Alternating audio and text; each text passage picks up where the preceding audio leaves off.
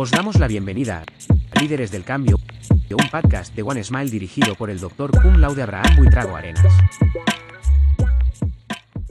Hola, bienvenidos a Líderes del Cambio, un nuevo podcast de One Smile to Change the World, en el que vamos a hablar de muchísimas cosas, sobre todo de inclusión educativa, vamos a hablar de autismo, vamos a hablar de neurodiversidad y donde esperamos contar con los líderes de este cambio global, con los líderes del autismo también, gente con mucha experiencia y va a ser muy especial. Nos vamos a contar también con compañeros de Neurodivagantes, de Abraza la Sonrisa TV, vamos a hacer muchos crossovers y estamos deseando empezar. Tenemos hoy una maravillosa invitada, no podía ser mejor con quien empecemos esta aventura, pero antes os voy a presentar a un amigo que ya conocéis, que va a estar conmigo hoy durante este primer episodio. Hola bienvenido, a todos. Ever. Hola, soy Edgar López. ¿Qué tal? Desde que hablamos ahora, ¿no? Desde que no grabamos, sí. ¿Qué tal va todo? Pues bien, he empezado la universidad, estoy en el periodo de adaptación un poco aún y nada, muchos cambios. Bueno, aquí Eve, escritor con 18 añitos, ¿no? Recién entrado a la universidad, ya ha sacado un libro, uno de los futuros líderes también del cambio, persona autista y con un gran talento. Bueno, ¿preparado? Entonces, para recibir, bueno, pues como no podía ser mejor, vamos a recibir con un fuerte aplauso a Alejandra CB. Gracias, hola chicos, ¿cómo están? Hola. ¿Qué tal, amiga? ¿Qué tal? Gracias por la invitación, me siento muy halagada con las palabras que dijiste al principio. ¡Wow! Líderes globales, me encanta. Sí, la verdad es que es una pasada. Además, fíjate que para nuestros oyentes te escribí ayer mismo, dije, bueno, que quiero empezar contigo este proyecto, y me dijiste mañana mismo, ¿no? La verdad que una pasada. Sí, y déjame decirte, yo pensé que hoy era lunes. No, pero cuando yo te dije, yo sabía que era domingo, pero sí. Durante la noche se me fue el rollo y yo dije, ¿por qué siento que me falta hacer tantas cosas que yo planeaba hacer? Y pues es que todavía era hoy domingo, así es que está maravilloso. Sí, día importante fin de semana, ¿no? Fin de semana de muertos en México. ¿Qué tal se ha pasado por allí? Fíjate que es una tradición muy bonita, se me hace interesante y yo quisiera creer, yo no creo en nada, o sea, soy escéptica total, pero se me hace bonito. Por ejemplo, yo tengo un cliente de joyería, yo diseño joyería, o sea, este tipo de cosas, y está en Tlaquepaque, uno de los pueblos mágicos donde se desarrolla uno de los eventos más bonitos. Y llegué muy temprano el jueves porque sabía que iban a empezar a cerrar todas las calles. De hecho, ya estaban cerradas algunas, fue difícil encontrar estacionamiento, pero todo está hermoso, decorado con flores de cempasúchil, con las ofrendas, todas las calles tapizadas con acerrín de colores, la gente disfrazada de catrinas. Bueno, es un evento que se te enchina la piel, es muy bonito y más las creencias que tienen. Yo me metí a estudiar, ya sabes, como buena autista, cómo estaba todo el rollo. No, o sea, es una tradición. ¿Cómo pueden tener tanta imaginación? ¿Cómo pudieron tener? O sea, difícil de entender, de procesar los diferentes mundos por los que iban pasando y drásticos, y el perrito, el Xolocuintle que los acompaña hasta que llegan al Mictlán. Bueno, es muy interesante toda la leyenda que gira en torno a esto. Y pues la gente realmente, o sea, yo he llegado a poner mis altares con papel picado, pones la foto de los seres que ya no están contigo, incluso tus mascotas que se supone que llegan antes, llegan desde el 27, y les pones la comida que a ellos les gustaba comer.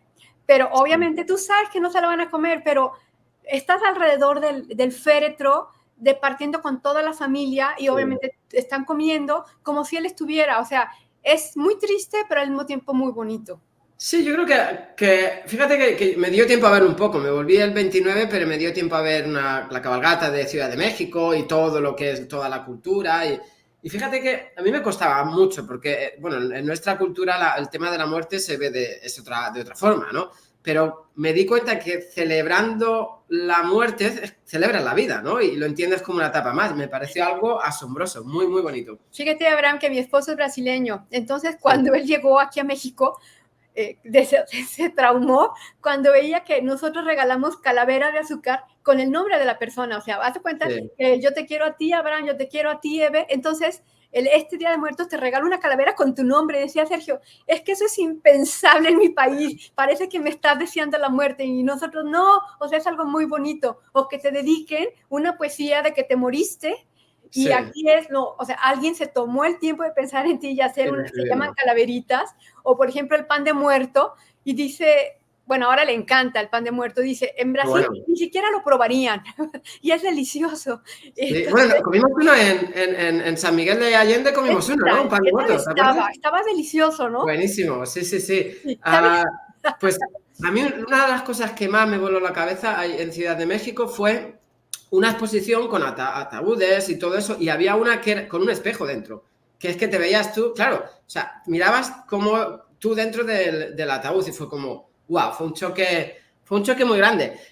Tenemos por aquí, ahora que hemos dicho, ¿no? Que comimos un pan de muertos, ahora contamos un poquito por qué, de dónde nos juntamos, pero estaba por aquí Alberto, que lleva un rato esperando, lo que pasa es que no quería cortar el flujo de la conversación. Pero hola, Alberto. ¡Hola, equipo! ¿En el coche te conectaste? Wow. Estoy conduciendo porque también yo he tenido estos días festivos, pero sabía que ibas a estar aquí, Alejandra, Alita, y he dicho, paro, porque estoy aquí con mi hija, y digo, paro aquí en medio de la autopista, pero por lo menos entro y te digo hola, porque estrenar un podcast de One Smile, estrenar un podcast de Líderes del Cambio contigo es una verdadera maravilla. Gracias. Y no podía faltar, no podía faltar en decir por lo menos hola, que sepáis que me voy a quedar escuchándoos y si luego puedo volver a entrar otro ratito, como Abraham me va viendo que entro y salgo, pues me vuelve a meter y si puedo sigo por ahí, pero es que tenía que decirte hola. ¿Cómo estás? Gracias. Muchas gracias, Alberto. Pues la gran admiración hacia ti y un besito para tu niña. Muy bien.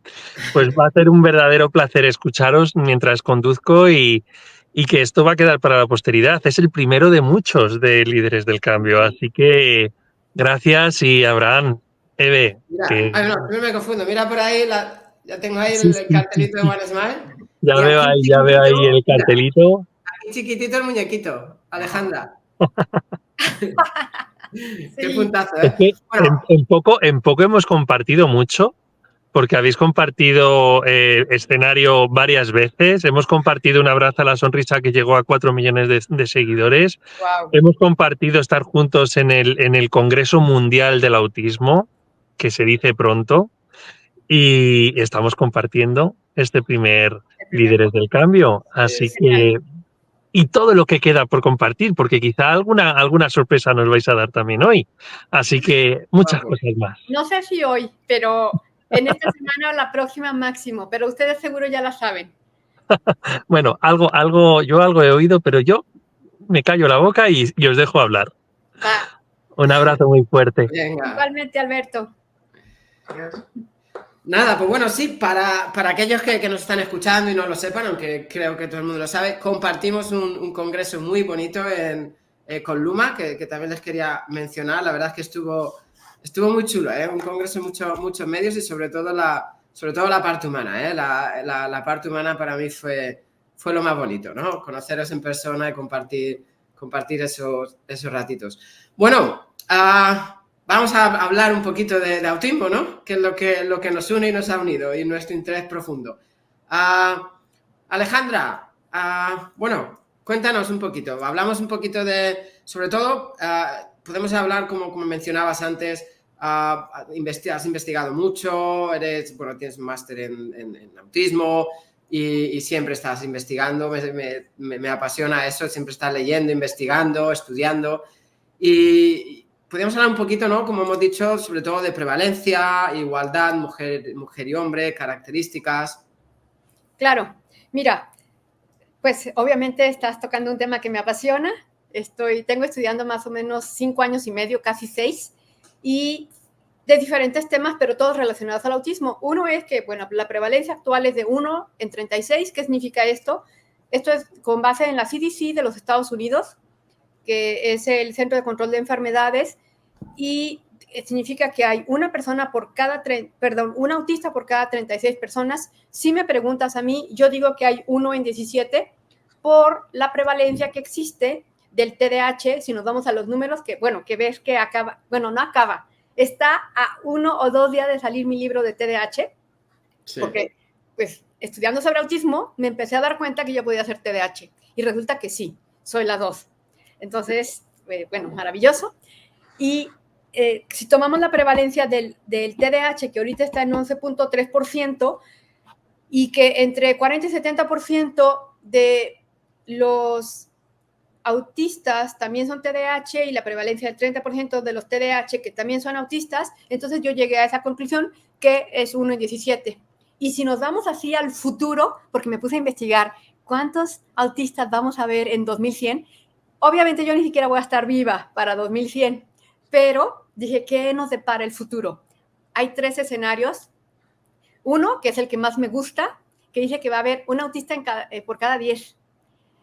Porque tenemos un componente genético muy alto con entre 83 y 90% de heredabilidad.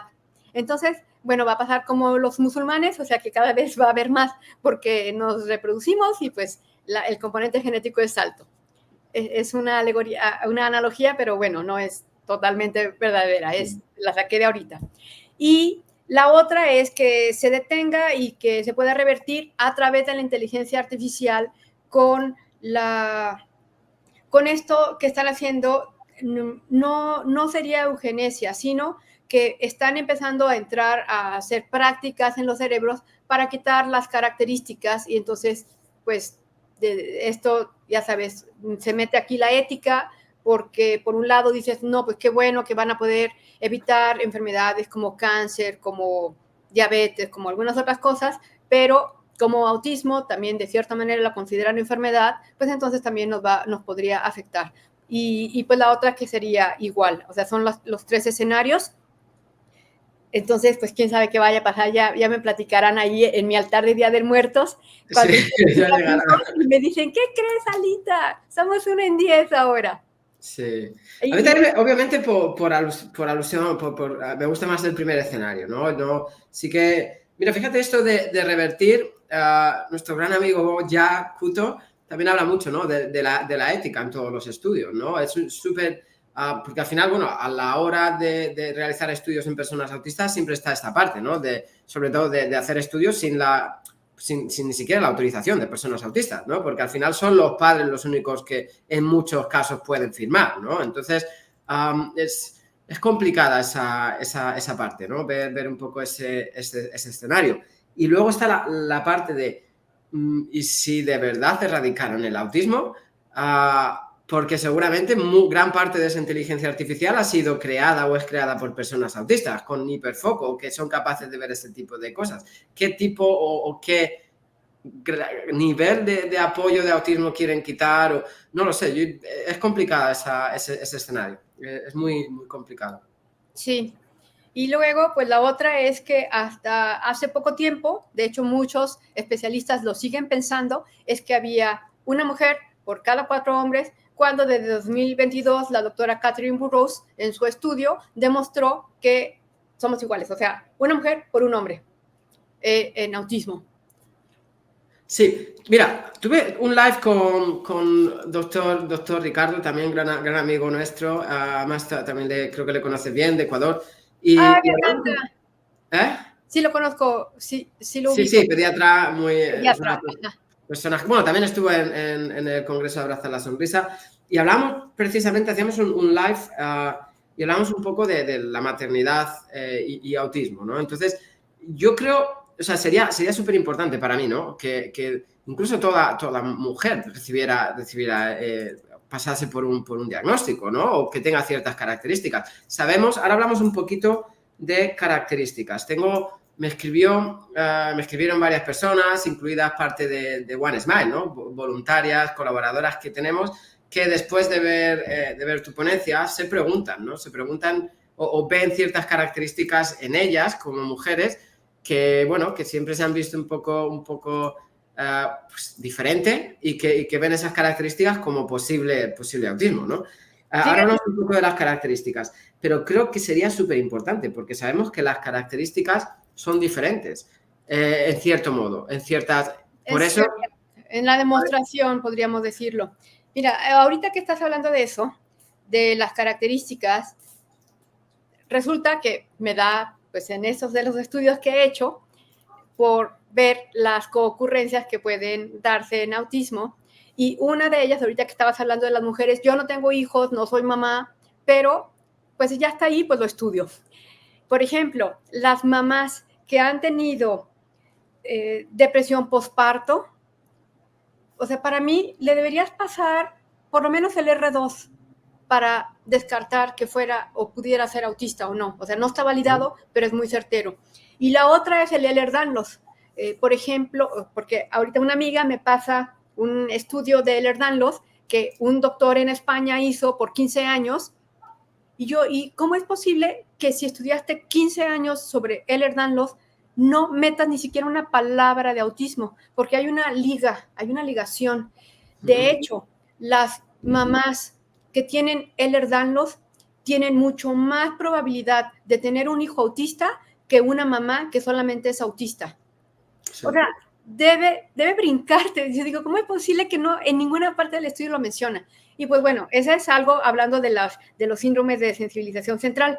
Pero hablando de características, pues ya sabes, hay muchísimas como el meltdown, el shutdown, el burnout, la ecolalia, el caminado de puntitas, ¿qué otro pudiera? La alexitimia, la prosopagnosia. No sé si quisieras que ahondáramos en alguno de esos. Sí, podemos andar un poco ahora de manera general. Fíjate, antes de seguir yo lo que mencionaba, yo voy un poco a toda esta parte por el punto de vista de lo que comentaba antes de Dr. Ricardo, lo que hablábamos en el live, ¿no? Yo sería incluso más ambicioso. O sea, sabemos que 1 de cada 36 personas está dentro del espectro. Por ende, 1 de cada 36 mujeres, si no, podemos irnos incluso hasta 1 de cada 17, que dices, está dentro del espectro. Sabemos las ayudas, ¿no? Los apoyos que puede necesitar una persona autista, ¿no? Sobre todo a la hora cuando tienes un bebé también, ¿no? Tenemos hipersensibilidad, tenemos cosas que no, momentos, situaciones inesperadas, todo este tipo de situaciones. O sea, yo sería mucho más ambicioso. Creo que toda futura mamá o toda mamá, además los cambios hormonales que pasan durante el embarazo, los cambios físicos que pasan durante el embarazo, yo creo que es algo... Fíjate, se hacen pruebas de enfermedades o con una prevalencia de 1 de entre cada 10.000 o 1 de entre cada millón, ¿no? O sea, hablamos de... Y si esas sí que se hacen a las mamás o al feto incluso, ¿no? Entonces yo creo que sería súper importante, ¿no? Sabemos que muchas mujeres en nivel de apoyo 1, muchas mujeres que han pasado, bueno, que no han sido diagnosticadas o hasta...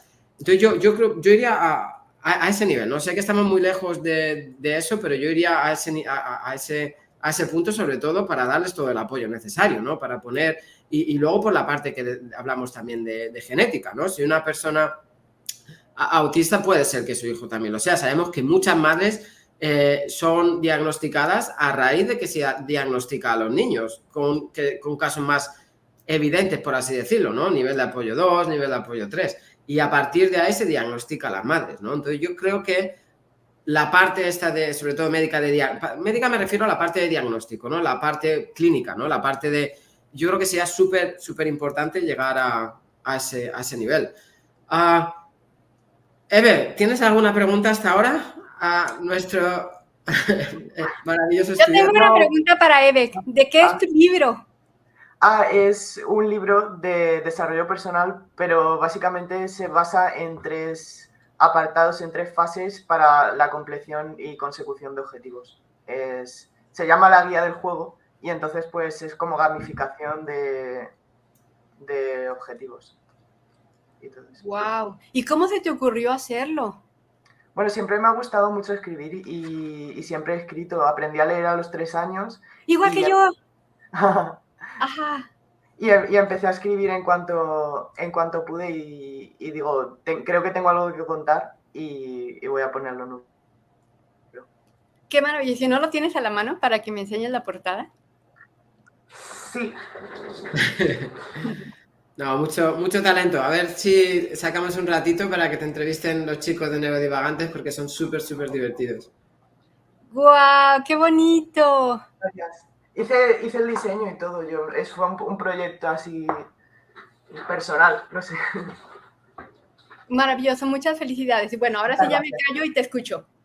Vale, solo quería hacer un apunte sobre lo que estamos hablando de generalizar el diagnóstico, ¿no? Que si se hacen diagnósticos de cosas que tienen menor incidencia, ¿por qué no se hacen de autismo? Y creo que es que la gente es muy sensible aún y cuando se le sugiere que siquiera puede hacer un diagnóstico de autismo, igual piensan que se le está diciendo que te pasa algo, que eres extraño, ¿cómo se lo pueden tomar como un ataque personal? Porque, no sé, yo creo que hay gente que reaccionaría así. Incluso yo creo que hay padres, bueno, creo y lo he oído que hay padres que algunos profesores o maestros les dicen, tu hijo podría ser autista, te recomiendo que lo lleves a que lo diagnostiquen y bueno, se sienten ofendidos Se ofenden. por el estigma, perdón, hoy no estoy bien, la estigmatización que hay. Exactamente, yo totalmente creo en eso del estigma. Fíjate que la razón por la que estudié la maestría en trastornos del neurodesarrollo y no en autismo fue para comprender por qué podían ser, perdóname la palabra, tan ineptos los especialistas que no pudieran distinguir a un autista de un autista. Yo decía, ¿por qué yo sí puedo? O sea, incluso sin haber, es más, veo a alguien y yo pienso, es que ese es autista, o sea, ya sabes, tenemos como un autirradar aquí y pues bueno, primero pues porque somos autistas y entonces empezamos a notar muchas cosas, o sea, no necesitas ni hablar. Y me ha pasado, Eve, lo que dices que yo le digo a alguien, oye, yo creo que eres autista y ha habido personas que se ofenden muchísimo. Mi esposo me dice, ya deja de decirle a las personas que parecen autistas porque son autistas. Y dije, es que yo le digo porque las quiero ayudar, porque para mí fue tan maravilloso saber, después de toda mi vida, de no encajar, de saber que era considerada rara, especialita, chillona, especial, bueno, o sea, de todos los nombres que te quieras imaginar. Cuando supe que era autista, me expliqué muchas cosas y me perdoné mi manera de ser y además aprendí a poner límites, a decir, ¿sabes qué? No quiero salir de mi casa porque me estreso, o sea, yo estoy muy feliz y yo puedo pasar todo el día dentro de mi casa y cuando quiero socializar me meto a redes sociales y ya, no necesito irme a tomar el café con nadie. Fíjate que eso es un poco verdad, o sea, a mí lo que... Bueno, yo he ido escuchando muchas veces esa parte de, pues bueno, como todos escuchamos, ¿no? ¿Cómo vas a ser autista? O no, tú no has sido, ahora está de moda ser autista, ¿no? O ahora eres autista. Bueno, de hecho me han llegado incluso a decir que, bueno, que vendemos humo, ¿no? Vendéis humo. Ahora, claro, o sea, fíjate que incluso una persona más o menos cercana me ha llegado a insinuar que... el doctorado, al final, tú cuando haces un doctorado, o sea, necesitas pasar a un tribunal de gente que... Bueno, de hecho yo los que me conocen, los voluntarios que me conocen, cuando todo el programa de investigación de One Smile, yo no dije a nadie, absolutamente a nadie, que yo era autista. Y ya lo sabía. No lo dije porque no quería que fuese ningún sesgo. Yo hice toda la investigación, todo el programa educativo y en la universidad no se enteraron hasta el final. O sea... nunca comenté, bueno, no era algo que yo quería hacer, sí que lo sabía el director de mi tesis, pero yo fui y hice además la tesis doctoral al final, hice más de 600 páginas, al final un estudio cualitativo y cuantitativo, solo los estudios análisis de datos eran 300 páginas. Y a mí me han llegado a insinuar, y aparte ya no solo eso, o sea, aparte, bueno, pues he trabajado para la National, he dirigido centros educativos, soy examinador de Cambridge y me han llegado a insinuar que el doctorado seguro que fue mucho más fácil porque soy autista. Y como que me lo regalaron. O sea, al final escuchas cada cosa y que, bueno, y que vendemos. O sea, es complicada esa parte, pero sí que digo que es espectacular cuando nos juntamos y vuelvo un poco a la experiencia personal del congreso también de Numa, ¿no? Juntarnos, aunque... Acuérdate, mira, tuvimos una comida que tuvimos ahí arriba en el bloque, en el edificio, y estaba, me parece que se llamaba Sofía, otra ponente que no era autista. Y estábamos todos en la mesa hablando y nos preguntó, oye, ¿y de hace cuánto que os conocéis todos? Estábamos Abraham Ross, Kuto, Ernesto Reaño, Cecilia, y nosotros pues, nos acabamos de conocer hace 2 días. Y dice, no, porque pensaba que nos conocíamos de toda la vida. O sea, el día también que fuimos a San Miguel de Allende con las chicas estas también neurodivergentes. Oye, perdón, te voy hablando de esa comida, ¿quién fue la que se quedó afuera? Pues ella, la que no era autista. La que no era autista, ¿Qué nos pasa a nosotros cuando estamos entre neurotípicos? Sí. Los que nos quedamos afuera somos nosotros. Sí. Cuando estuvimos en San Miguel de Allende, no conocíamos, segundo día que veíamos a estas chicas, unas chicas que nos llevaron y yo para mí era como si las conociéramos de toda la vida. O sea, se crea entre nosotros una conexión que es mucho más fácil porque desaparece el masking, desaparece, al final eres tú mismo, ¿no? Y yo creo que es algo súper bonito y que animo a la gente a si tiene algún tipo de duda, pues que o si se ha sentido diferente o se da cuenta que hace masking, sobre todo para mí el diagnóstico es algo súper importante. Es como siempre digo, poner etiquetas positivas, ¿no? Para mí etiquetas positivas es, pues bueno, un diagnóstico, autista, TDAH. Negativas es el raro, el travieso, el bobo, el que no atiende. Esas son las etiquetas negativas, ¿no? Yo para mí es siempre lo que digo en todas las ponencias que hago. Chicos, parte súper importante, ¿no? También hemos hablado un poco de características, ¿no? De cómo, pues, sobre todo las personas nivel de apoyo 1, ¿no? Un poco... ¿qué características diríais que son, pues bueno, Eve, ¿a qué edad fuiste diagnosticado? 14. 14, vale, sí. Entonces también. Sí. También mayorcito. ¿Qué características diríais que os hicieron daros cuenta o pensar que... conozco un poco tu historia también, Alejandra, pero ¿qué características o qué es lo que habéis sentido, o podemos hablar un poco de eso, ¿no? Para llegar al punto de pensar, puedo ser autista o necesito un diagnóstico. Te escucho, Eve, te escuchamos. Vale, bueno, pues yo empecé a pensarlo, empezaron a pensar mis padres porque a mi hermano pequeño lo diagnosticaron. Creo que él tenía 7 años, entonces nos llevamos 3, yo tendría 10 o así. Y entonces ya pasados los años, pues claro, mi madre y mi padre se empezaron a informar más y vieron más características y se dieron cuenta de que aunque mi hermano y yo seamos personas diferentes y que no seamos exactamente igual en todos los aspectos, nos parecemos mucho. Lo que pasa es que creo que mi autismo pasó más desapercibido porque yo también tengo altas capacidades. Entonces, no es lo mismo si no prestas atención y hablas y sacas buenas notas o que si haces todo eso y te va mal en los estudios, que es una cosa pues bastante obvia que si no prestas atención es lo que te puede pasar. Entonces sí, y mirando hacia atrás es que todo eran signos de que era autista. Yo en infantil, o sea, cuando tenía de 3 a 5 años, yo no jugaba con los demás. Yo en el patio decía, bueno, me quedo aquí y me reñían y me decían, juega con los demás y no podía conectar. No entendía por qué hablaban de cosas que a mí no me interesaban y siempre eso es un poco lo que supongo que te hace sentir diferente.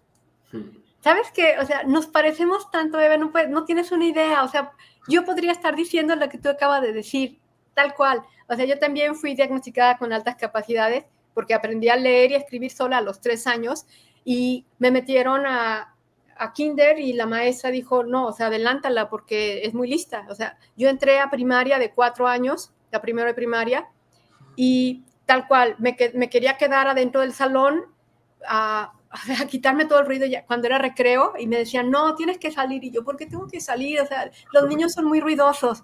Y solamente me quedaba en un rincón observando cómo se relacionaban los unos con los otros. Fue muy interesante. Y pues bueno, yo nunca, ni siquiera por aquí me pasaba la idea de que hubiera podido ser autista. Es más, no tenía idea de que era autismo hasta que tuve una vecina con la que viví pared con pared durante 10 años y ella le diagnosticaron autismo a su hijo y luego a ella, lo que me decías, Abraham, que es muy común. Sí. Y por lo que yo dibujaba y escribía en Facebook, ella se empezó a dar cuenta que yo podía ser autista.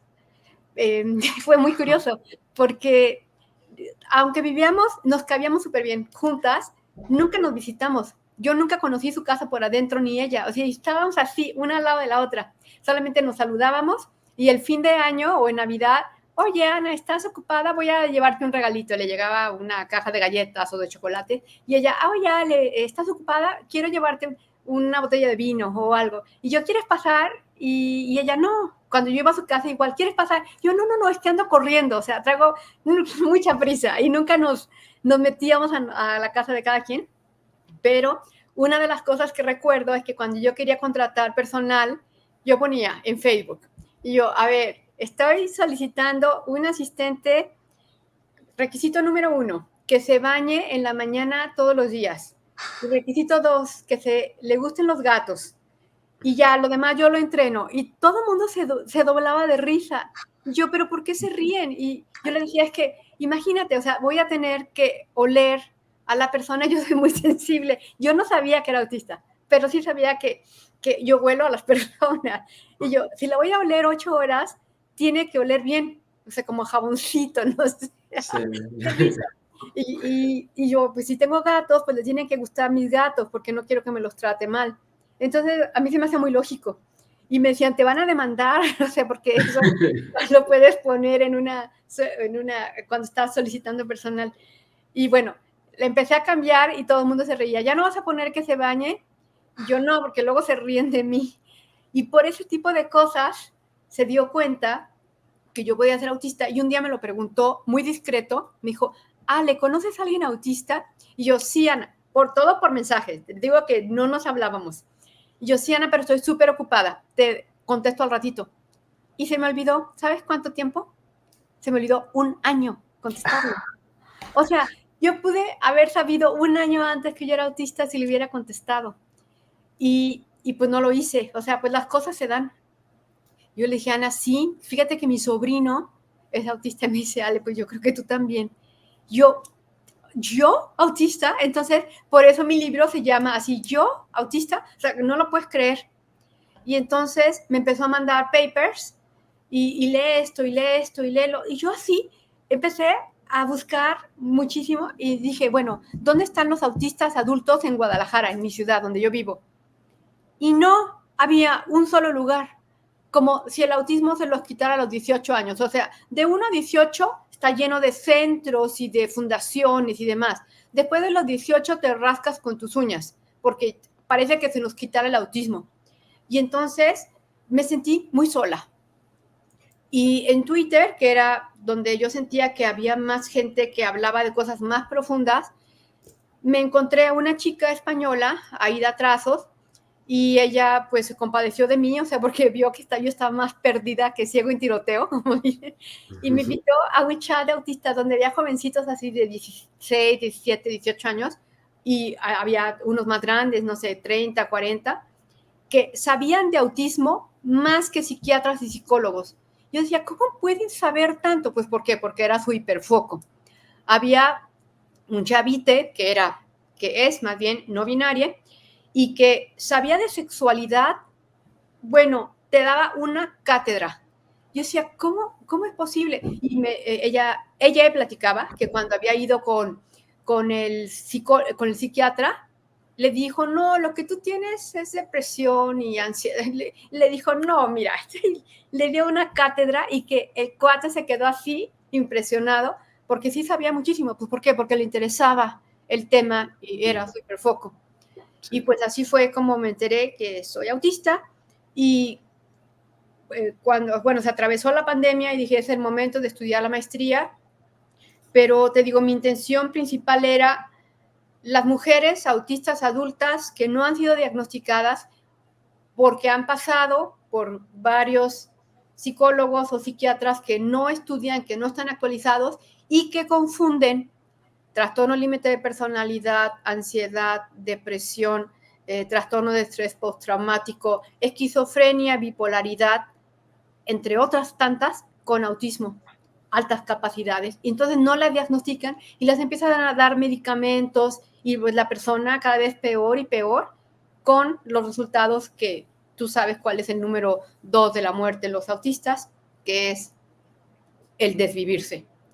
Y por esta razón quise, o sea, como que me he enfocado mucho en las mujeres autistas adultas, porque pues yo viví eso que ellas están sufriendo, o sea, mil cosas, porque sí es un sufrimiento, saber que estás siendo rechazado, que te condenan al ostracismo, que te hacen, ¿cómo se llama? Mobbing, ¿verdad? El que es en el área laboral. Sí, mobbing.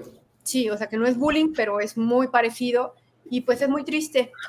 Y pues ahora tengo un grupo en Facebook, un grupo privado de mujeres autistas adultas de diferentes partes del mundo, de habla hispana, y ya somos 271.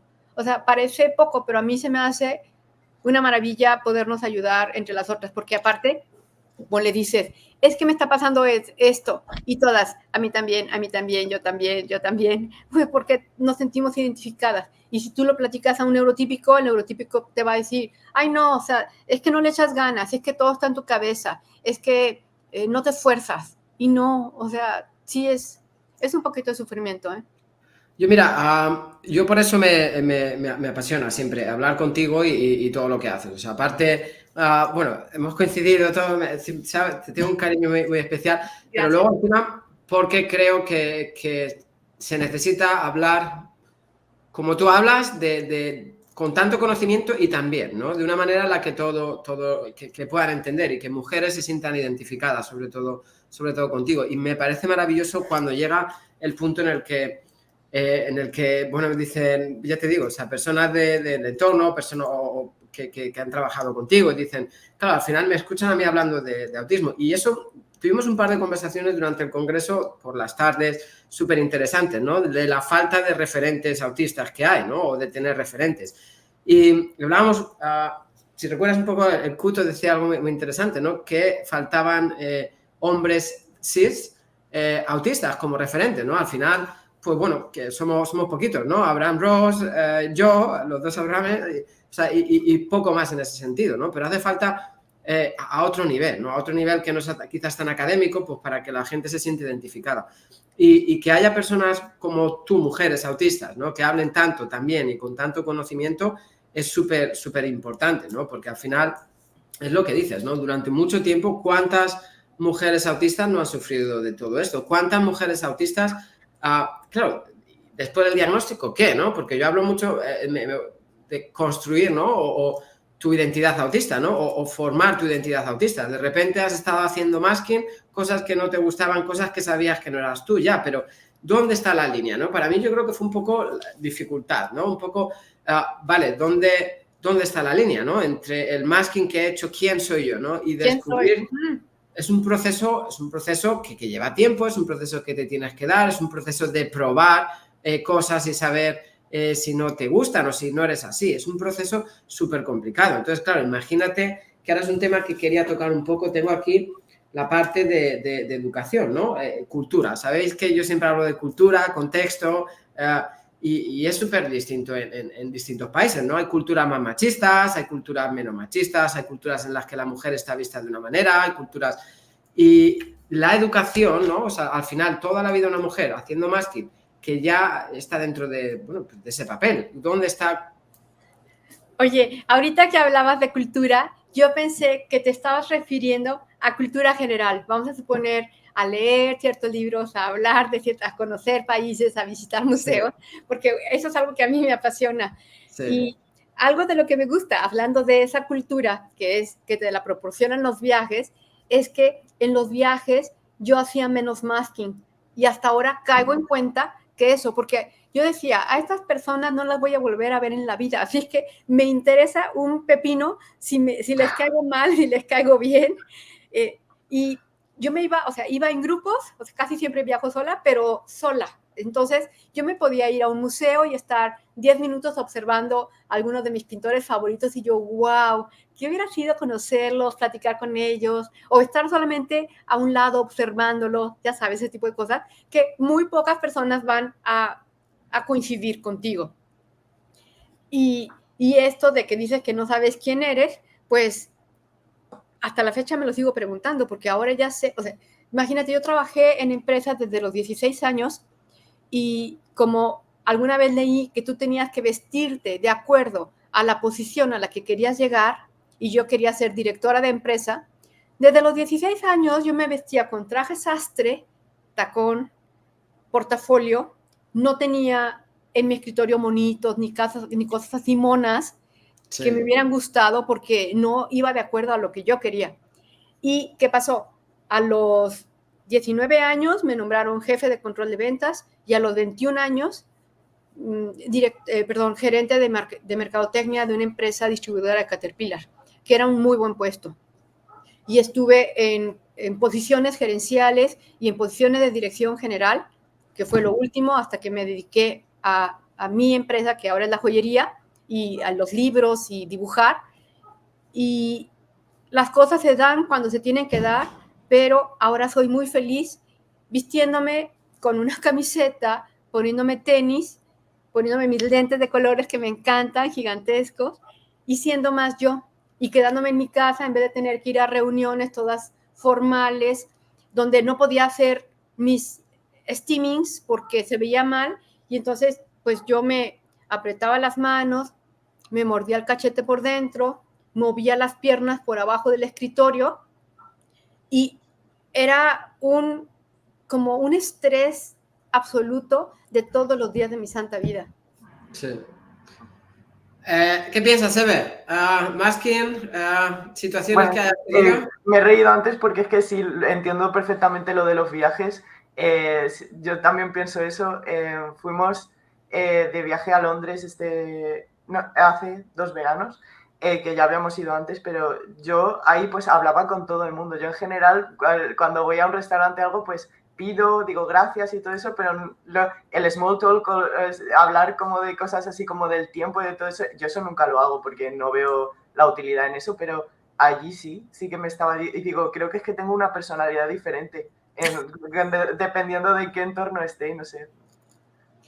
Bueno, yo siempre hablo del contexto, ¿eh? Yo siempre hablo de la importancia del contexto también para una persona autista, pero en todos los sentidos. Desde el punto de vista, por ejemplo, que los padres, o siempre digo padres, profesores, personas rodeando a un niño autista, somos los encargados, ¿no? De crear el contexto seguro, el contexto amigable para que esa persona se desarrolle como quiere desarrollarse y darle todos los apoyos. Pero luego también está esa parte, ¿no? A mí, fíjate, algo que me ha costado un poco en México, ¿no? Porque es el caso más cercano que he tenido. Yo he estado maravillosamente bien, he conocido personas maravillosas, pero es un contexto distinto, ¿no? Al final te tienes que meter dentro de un grupo que ya está formado, que todas esas dinámicas, al final dices, ¿dónde casas tú con esas dinámicas que haya en el grupo establecido? ¿Dónde esto es lo que hay que hacer? Al final es complicado, ¿no? Y más aún para una persona autista. Entonces, por eso al final entre nosotros casamos también, ¿no? Entre las personas autistas, porque es... y ahí sí que haces small talk, smoke, deep y todo. Yo cuando estoy en un grupo con personas autistas, al final hablamos, bromeamos, hacemos un montón. Pero es otro entorno, es otro contexto, ¿no? Un contexto para nosotros mucho más autism friendly, ¿no? Mucho más amigable para una persona autista. A ver, puedo hacer masking, ¿no? Porque lo he estado haciendo muchos años. Puedo salir con amigos neurotípicos y pues hacer lo mismo que hacía ahora. Ya me cansaba antes mucho y la diferencia está yo creo en que no estoy dispuesto a pasar por ello, mucho más. Ya prefiero decir, mira, yo estoy cansado, yo me voy, ¿no? Y lo entienden, ¿no? Pero claro, durante 20 años al final, al final el problema de todo esto es que si perdura en el tiempo, te da ansiedad, la ansiedad significa depresión, agotamiento, estrés, bla, bla, bla, bla, bla, y luego es cuando vienen todas estas concurrencias, ¿no? Hablamos mucho es que me encantaron muchas ponencias, hablaban también de Ernesto de trauma, ¿no? Y hablamos, o sea, al final, por prevalencia, las personas autistas sí que tienen más o desarrollan más enfermedades, o las personas neurodivergentes, que una persona neurotípica. Ahora, ¿genética? ¿Eso es genética? No, es que el entorno no está todavía adecuado para nosotros. Mira, acabo de subir ayer un post, un TikTok chiquitito de menos de 1 minuto, creo que duró medio minuto, donde yo hablaba del cansancio en los adultos autistas. Me gustaría que entraras a ver las respuestas en Instagram. Sí, Todas las personas diciendo yo también, yo también, yo también, yo también. sí. Y esto que dices de cómo el masking nos puede obligar a hacer ciertas cosas, va a ser la boda muy importante de la hija de mi mejor amiga en Ciudad de México. Yo vivo en Guadalajara, son 1 hora de avión. Y yo le dije, no voy a ir. Y me dice, pero ¿por qué no? Y dije, porque ni siquiera sé pedir un Uber. O sea, altas capacidades, yo puedo hablar perfectamente durante 5 horas de autismo, pero no me hagas prender la lavadora de ropa o no me hagas hacer cosas terrenales como pedir un Uber, porque no sé, no voy a aprender, no quiero. Y me dijo, pues yo te mando a mi chofer. Y yo, bueno, así sí voy. De ese tamaño, o sea, es algo incomprensible. Y déjame decirte, Abraham, que yo te admiro muchísimo por todo lo que estás haciendo por la educación para ayudar a autistas. Cada vez que se menciona en algo de gobierno o algo de educación, yo quisiera que tú te clonaras unas 10 veces y mándame a uno de los tuyos aquí a ayudarlos con la educación. Estás haciendo un trabajo extraordinario, Abraham. Te admiro mucho, te respeto. Y de verdad me encantaría que hubiera por lo menos unos 10, Abraham, que pudieras prestarme uno. Joder, qué bonito, muchas gracias, muchas gracias. Y bueno, la verdad es que hemos hecho mucho por México y quiero seguir yendo por allí. Y bueno, ¿Sí vas a regresar? Sí, no sé cuándo, pero sí, tengo, bueno, Luma, hago una formación ahora para Luma en línea y también cosas por allí, con varias universidades. Sí que sí, lo que pasa es que seguramente me quede por aquí hasta Navidad, porque mi mamá quiere que me quede aquí y la mamá es la mamá. Pero después sí, después vuelvo para ese lado del charco. No sé en qué punto, porque, bueno, no solo ahí, ¿no? Perú, también Ecuador, o sea, están saliendo. Chile quizás, si todo va bien, que estuvimos hablando, o bueno, van a ir saliendo cositas y sí, hay mucho que hacer. También el libro también que estoy dándole forma de pedagogía para la neurodiversidad y todo esto, pero sí, quiero hacer mucho porque hace mucha falta, ¿no? Porque además, fíjate que bueno, ya te contaba un poquito, ¿no? Cuando nos juntamos allí en México y lo he contado mucho, o sea, a mucha gente. Sí que en tema de recursos educativos o de conocimiento pedagógico para la neurodiversidad hace mucha falta formación, porque hay profesores maravillosos, ¿no? Siempre está esta pelea a veces no, es que los profesores no quieren aprender, los profesores no quieren hacer nada, no tienen herramientas. O sea, los profesores son maravillosos, los profesores queremos ayudar, ¿no? El problema es que no hay esas herramientas, no hay ese conocimiento, ¿no? Y yo creo que es súper necesario que sigamos trabajando en ese sentido. Pero es más, no solo en el ámbito educativo, ¿no? Que yo creo que es el principio. Al final, como siempre digo, ¿no? Prácticas proactivas. La mayor terapia proactiva que hay en el mundo es la formación. Si estamos todos formados en neurodiversidad, entendemos la neurodiversidad, al final, pues va a hacer falta menos terapias psicológicas, terapias más reactivas. Pero en todos los sentidos. O sea, lo que es preocupante es que todavía vayamos al hospital y no entiendan cómo funciona nuestro sentido de interpretación. No tengan ni idea y que te sigan diciendo, si tú hablas, ¿cómo vas a ser autista? ¿No? Que contaba nuestra compañera Ainhoa un día. Todo ese tipo de situaciones. O sea, el problema de todo esto es que muchas veces, todo esto que hablamos de masking, todo esto que hablamos de ansiedad, y nosotros mismos nos damos cuenta de que estamos teniendo esta ansiedad o este estrés. Me parece que leí el otro día un estudio, hasta 3 veces más de personas autistas, el porcentaje, ¿no?, de personas autistas reportan sufrir dolor crónico. Ese dolor crónico viene muchas veces de estrés o todo este tipo que no nos damos cuenta. A lo mejor ya cuando te quieres dar cuenta ya es tarde y has explotado, cuando hay situaciones que se podrían llevar de otra forma. Ahora, me escribió una señora de Argentina anteayer para decirme que la mayoría de los especialistas en autismo en Argentina quieren someter a los autistas no me lo dijo con esas palabras, pero yo le dije, se llama así, terapia de exposición para acostumbrarlos al ruido. Y le dije, o sea, le di un ejemplo, le dije, acabo de ir al dentista, yo ya estaba desregulada porque me aterra ir al dentista, y llego a su consultorio y tiene la televisión a un volumen altísimo y tenía al mismo tiempo la música ambiental. Y yo estaba, de verdad, me empezó a doler la cara, los oídos, los ojos. la nariz y un poquito la cabeza. Me levanté, como yo no sé apagar aparatos ni prenderlos, yo dije, yo lo que quiero es encontrar dónde está el enchufe para jalarle y que se calle la televisión. Y entonces él me vio por la cámara y se levantó y me dijo, ¿qué buscas? Y yo, ¿dónde bajarle el volumen? Me dice, pero si apenas se oye. Y entonces es este procesamiento distinto que nosotros tenemos, que somos muy sensibles. Escuchamos como perros, o sea, mucho, y olemos todo. Totalmente. Yo siempre digo, doy el ejemplo de la pizarra, ¿no? De la pizarra negra, el sonido con la tiza. A mí me pasa cuando si estoy corrigiendo un examen o estoy enfocado en un papel o algo, si hay alguien, es que solo de pensarlo, si hay alguien escribiendo con un bolígrafo, que es un sonido que me dice la gente, pero tú ya te estás quejando, si no se oye, anda, siempre estás... Para mí me produce la misma sensación que si estás... Tú imagínate vivir con eso, ¿eh? Mira, esta pluma, ¿te fijas? Sí. Se me hizo súper interesante que no suena, es una pluma especial, o sea, que no suena clic, clic. Y yo no uso lápiz porque no soporto el ruido de la mina sobre el papel. Sí. Solamente escribo con pluma o con marcador, para que le calcules el nivel de ruido. Oye, fíjate, me decía una profesora con la que colaboraba ahí en México, en la escuelita esta, decía... Porque le comentaba también, ¿no? Quería llevar a alumnos a un restaurante, en un pueblecito pequeño de allí. Les decía, bueno, vamos a ir nosotros antes, les decimos que vamos a venir con chicos autistas, buscamos el mejor espacio. Y decía, pero es que parece mentira, ¿no? Que en 2024 tengamos que ir a un sitio todavía a decir que venimos con chicos autistas. Digo, es que no trabajamos para el 2024, trabajamos para el 2034. Yo creo que ese es el paso que tenemos que dar desde la educación, ¿no? Por eso...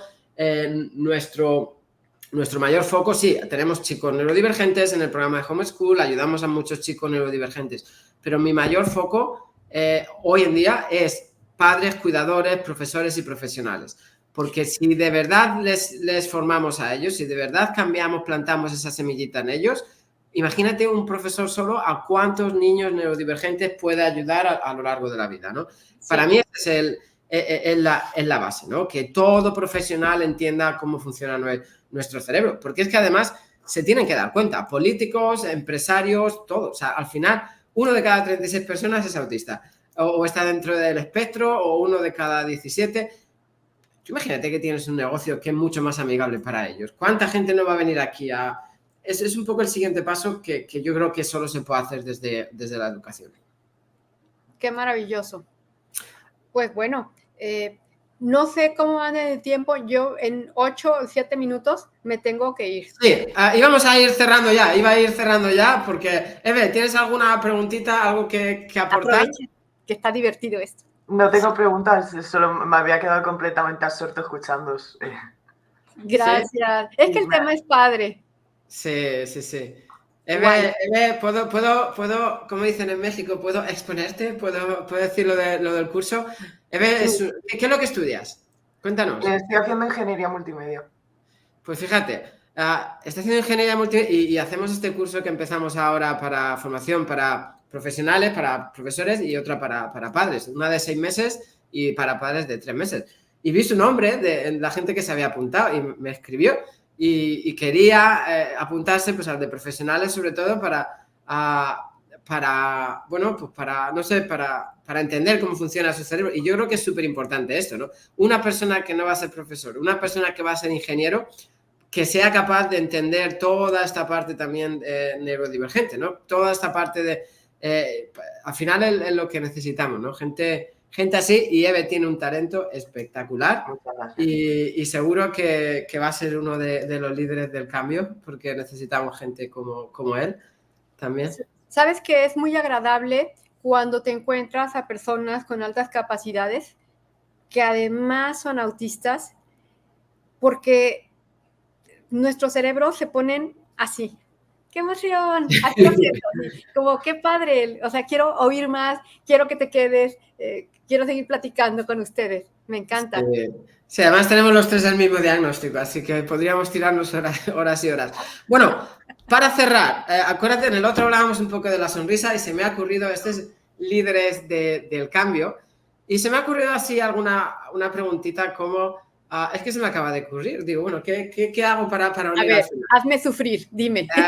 Bueno, como líder del cambio, ¿no? ¿Qué crees que es necesario cambiar, ¿no? Para crear un mundo mejor para las personas autistas, las personas neurodivergentes? ¿Qué crees o qué pedirías o qué accionarías para cambiar y mejorar un poquito el mundo que tenemos? Mira, tengo una amiga española que dice que el activismo de los autistas es como estar barriendo la arena en la playa. Y tiene razón. Sin embargo, pues entre más barramos la arena en la playa, pues más lisita va a quedar. Qué bueno. A mí lo que se me había ocurrido es que cuando tú haces cambios para ayudar a autistas en un aula, por ejemplo, porque para mí la educación es lo que hace la diferencia en las personas, no solamente estás ayudando a los autistas, sino estás ayudando a todos los demás, aunque no lo percibas. Vamos a suponer que si estás haciendo adecuaciones para que cuando yo te explico matemáticas o literatura, no solamente te estoy hablando, sino te estoy poniendo imágenes, estoy de cierta manera entrando a tu cerebro por diferentes formas de estímulo y entonces te va a quedar más grabado. Y cuando tú lo escribas, vas a recordar, si no lo que te dijeron, lo visto. Entonces, no son para consentirnos las adecuaciones que se hagan, sino para todos. Si un niño se siente desregulado, sea neurotípico, TDAH, autista, TOC, o lo que tú quieras, ¿tú crees que cuando tenga mi edad, el hecho de que se haya salido 20 minutos a regularse a la mitad de la clase más importante de física, ¿va a hacer diferencia en su vida? No va a hacer diferencia. A la chica que nos acompañó a San Miguel de Allende, ella trabaja, y me dijo, es que no puedo ir a San Miguel de Allende. Y le dije, mira, yo siempre fui, o sea, no falté un solo día a clases por responsable, por perfeccionista. Dije, ¿tú crees que eso hace diferencia? Tú te vas a acordar para toda tu vida que te fuiste, que tú siendo autista, te fuiste con 5 autistas más a pasártela increíble en un día inolvidable. Sí. Y dijo, voy a faltar. Entonces faltó. Sí. O sea, al final de cuentas, nuestra vida es muy cortita y creo que muy pocas personas se dan cuenta de esto. Entonces tenemos que hacer algo que nos guste. Yo, dentro de mi perfeccionismo, ahorita que he comprendido eso, probablemente por mi edad, si yo tengo un trabajo que hacer, tengo 2 días, pero tengo ganas de dibujar, cojo mi tablet, me pongo a dibujar y yo sabré, si no duermo en toda la noche, porque soy muy cumplida, mañana lo entrego, pero no dejo de dibujar porque es algo de lo que me hace feliz. Entonces no tenemos que perder de vista que vinimos aquí a pasárnosla lo mejor posible y nuestra vida es cortita. Qué bueno, inmejorable, ¿no? Además has tocado el tema de la educación al final. Siempre digo, menos es más. O sea, más vale 5 minutos enfocados, 5 minutos que de verdad el alumno quiera estar ahí, que 1 hora desregulado, ¿no? Al final, lo que hablas también de toda esta parte de, al final, cuanto más estilos de aprendizaje metas en una actividad, mejor para todos los alumnos, no solo para las personas autistas, ¿no? Visual, kinestético. Pero bueno, eso es tema de otro, que nos tiramos aquí días. Sí, Alejandra, exactamente. sabes que te queremos mucho, sabes que te tenemos un cariño enorme y muchísimas gracias por unirte. Eve, muchísimas gracias por... Qué gustazo, Eve. Igualmente. Tirarte a la piscina hoy. Iremos trayendo distintos chicos y nada, un abrazo y esto ha sido Líderes del Cambio. Bien. El Beso. primero de muchos. El primero de muchos. Espero conocernos pronto en algún jornada o algo. Seguro que Besos. coincidimos y os conocéis también. Abrazo. Bye. Chao.